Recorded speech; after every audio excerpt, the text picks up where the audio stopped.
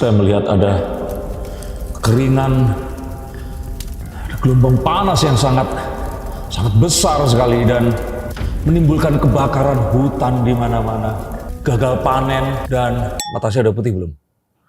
Orang-orang akan sakit diare, kematian karena gelombang panas ini akan meningkat dan ini semua akan datang di bulan April. Udah belum? Udah.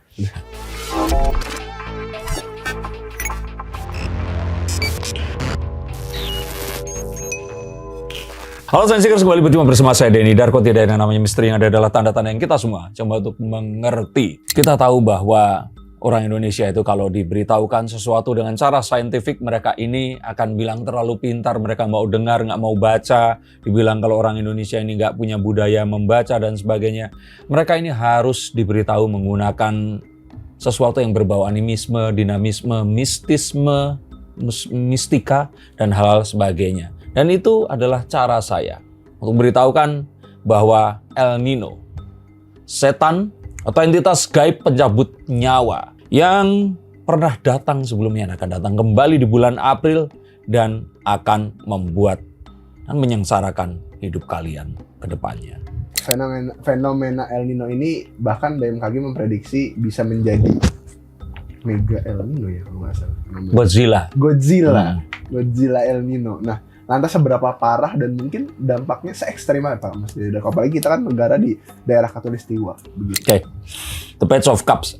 Saya menjelaskan ini dan mengilustrasikan dengan thumbnail yang menyeramkan dan juga pembukaan yang mirip Hargumai tadi itu adalah agar kalian semua mau mendengarkan bahwa bahwasanya ini memang sebahaya itu, membunuh, dan kalian harus bersiap-siap. Dan sejatinya ini sesuatu yang konyol kalau kita tidak bisa menghindari karena ini sebenarnya terjadi dalam jangka waktu tertentu. Jadi ini adalah sebuah upaya agar kalian bisa related dan mengerti. Dengarkan sampai selesai, jangan di skip. El Nino adalah sebuah ungkapan, sebuah julukan untuk heat wave atau gelombang panas yang datang dari meningkatnya suhu udara di atas Samudra Pasifik bagian tengah. Kalau kalian tidak tahu Samudra Pasifik itu ada di mana, itu adalah yang memisahkan Asia dan Indonesia dan Australia dengan North America, Amerika Utara, Amerika Selatan. Dan ini adalah sebuah samudra yang sangat luas dengan Hawaii di tengah-tengahnya. Nah itu. Jadi terjadi kenaikan udara yang disebabkan karena adanya satu kondisi panas yang terjadi di pesisir Amerika Utara dan Amerika Selatan ini tadi. Dan itu mengirimkan udara panas ke Australia, Asia Tenggara, dan akhirnya mendatangkan banyak sekali permasalahan-permasalahan yang timbul karena hawa panas ini tadi. Nah, berangkat dari situ kita tahu bahwa ini adalah sebuah siklus karena kondisi bumi yang pasti rotasi, berputar, dan ini sesuatu yang harusnya bisa kita antisipasi karena pernah terjadi sebelumnya. Ini adalah siklus 4 hingga 7 tahunan. Pernah terjadi di tahun terakhir 2015, 2020, 2023 itu sempat hampir terjadi, tapi ternyata yang datang adalah La Niña, yaitu saudaranya. Nah, kalau La Niña ini hidrometeorologi, jadi bencananya lebih berhubungan dengan curah hujan yang tinggi sekali. Nah, kalau El Nino ini terjadi, ini karena gelombang panas yang meningkat sehingga menimbulkan kekeringan, sehingga menimbulkan kebakaran hutan lahan, dan akhirnya juga menimbulkan kekeringan karena gagal panen dan krisis air bersih.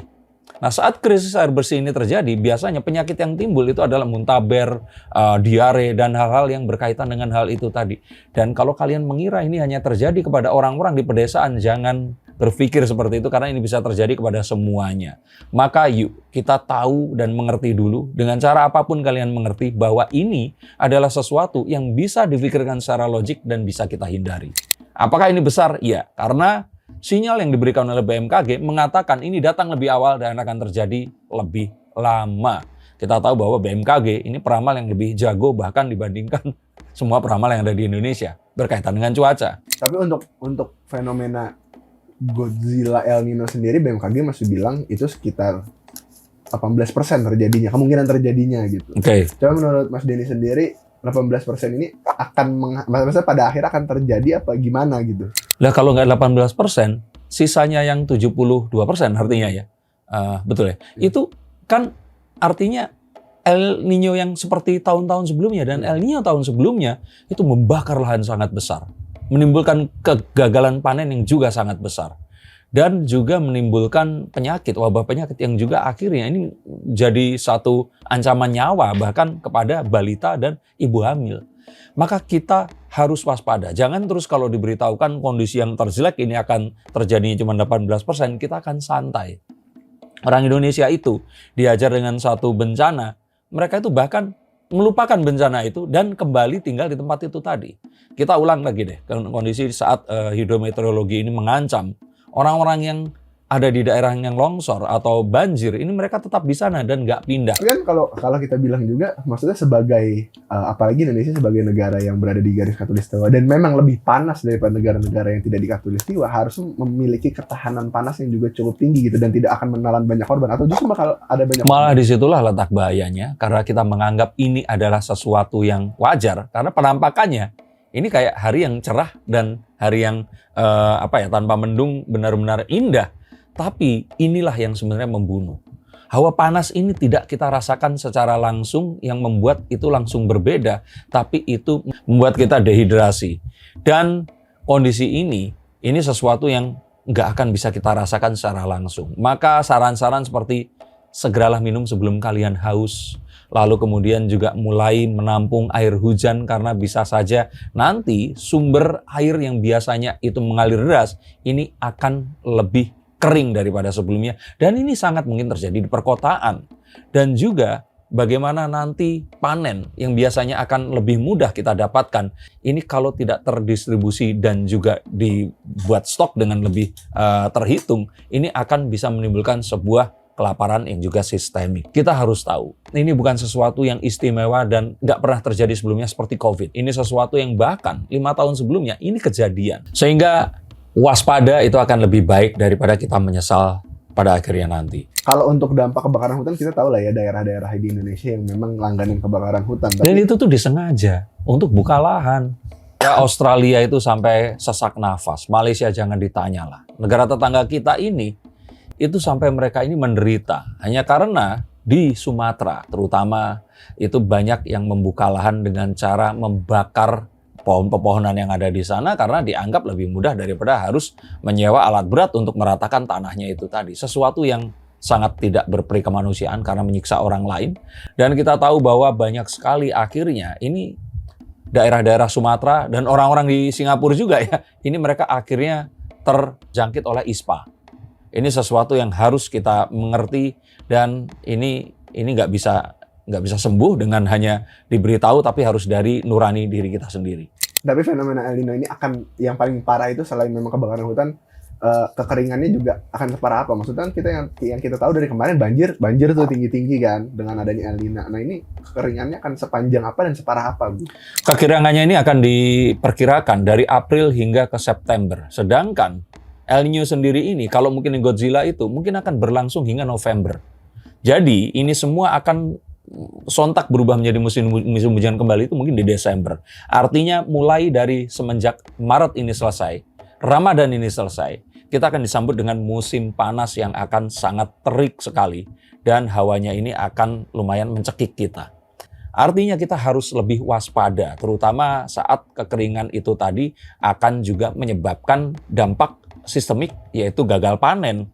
Dan gagal panen bukan artinya kita kan bukan petani, jadi kenapa kita harus ketakutan? Oh, nggak seperti itu dan nggak semudah itu. Kalau gagal panen terjadi, maka suplai makanan akan tersendat dan harga akan naik. Kalau naik terus punya duit itu nggak masalah. Kalau ternyata makanannya tidak ada, ini permasalahan yang lain. Kekeringan juga akan membuat hewan-hewan yang tadinya itu nyaman ada di bawah, ya, Jerry itu temannya Tom, dan mereka ini akan naik ke permukaan karena mereka mencari air juga, dan saat itulah mereka akan menyebarkan penyakit yang mereka bawa. Ini akan mudah sekali terjadi dan kita mungkin tidak sadar, tapi itu tadi tiba-tiba kita akan merasakan gejala sakit perut, tiba-tiba kita akan merasakan sering mual. Nah, mungkin kalau kalian tidak bisa menerima penjelasan seperti ini, mungkin bisa dengan saya lihat akan terjadi banyak sekali orang-orang mengeluarkan cairan tubuh mereka keluar. apakah pada akhirnya pemerintah ya seperti yang kita tahu ya Pak Prabowo kan juga seringkali untuk mengambil langkah pencegahan, langkah pencegahan untuk hal-hal seperti ini, apalagi ini berhubungan dengan pangan lah maksudnya. Mungkin juga ada untungnya juga kemarin MBG ini terjadi, dan bukan karena saya selalu mengendorse dan elu-elukan MBG karena saya nggak punya dapur, saya juga nggak dibayar oleh pemerintah untuk melakukan ini, tapi ini adalah sebuah hal yang nyata di mana saat rantai pasok itu sudah tersusun, dan terus kemudian orang-orang sekarang itu juga akhirnya bisa memeratakan kebutuhan bahan baku pangan ini dengan lebih merata, maka hal seperti ini tentu saja akan membantu. Walaupun apa yang dinamakan dengan heat wave dan juga hal-hal yang udara panas ini masih akan tetap terjadi dan mengancam kita semua. Maka Pak Prabowo tentu saja pasti akan memberikan himbauan, tapi kita tahu ini kalau Pak Prabowo, ini permasalahan adalah benda yang ada di meja saya, mungkin tumpukannya akan lebih banyak di meja Pak Prabowo, seperti kita tahu dengan peperangan di Teluk yang masih terjadi, hal-hal yang juga masih harus diurusi seperti penyiraman air keras kepada Andri Yunus, juga ijazah Jokowi, dan kurs rupiah yang terus melambung. Saya kira ini saatnya juga kita, ini kan demi kita sendiri, kita pikirkan apa yang harus kita pikirkan dan mulailah untuk menjaga kesehatan tubuh kita ini. Ini kan juga El Nino ini cukup, maksudnya ya seperti yang kita tahu ya, pasti bakal banyak kejadian pingsan lah, heat stroke lah dan lain-lain. Akan banyak memakan korban jiwa yang maksudnya yang sampai yang muda-muda kena nggak, atau mungkin memang rata-rata yang lansia-lansia aja nanti korbannya begitu. Nah, berbeda dengan hidrometeorologi. Kalau hidrometeorologi itu banjir yang memang disebabkan oleh adanya rob atau kenaikan aliran air, debit sungai yang akan meningkat karena ada bottleneck di dalam alirannya karena sampah tentu saja ya. Dan juga serapan air yang tidak merata karena banyaknya kawasan hijau yang seharusnya dipergunakan sebagai tempat penampungan atau penyerapan air, ini dijadikan hunian. Nah, kalau seperti itu mungkin akan lebih memakan korban. Tapi korban yang akan menjadi potensi terserang di sini adalah anak-anak kecil dan lansia. Juga orang-orang yang akhirnya mereka ini memiliki penyakit bawaan mereka ini tadi. Nah, hal seperti ini tetap harus kita waspadai. Ini mungkin sesuatu yang tadi saya ingin katakan, mungkin akan orang berpikir, Allah kita orang Indonesia, terutama mungkin orang Surabaya, orang Medan, kita sudah terbiasa nih dengan panas seperti ini.